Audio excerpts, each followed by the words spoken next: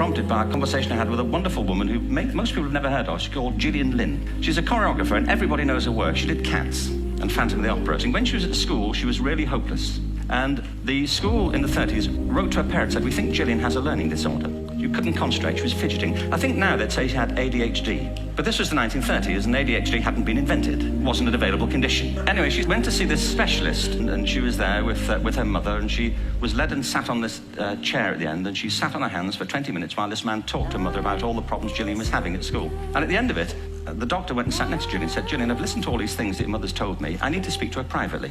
So he said, wait here, we'll be back. And they went and left her. But as they went out the room, he turned on the radio that was sitting on his desk. And when they got out the room, he said to her mother, just stand and watch her. The minute they left the room, she said she was on her feet, moving to the music.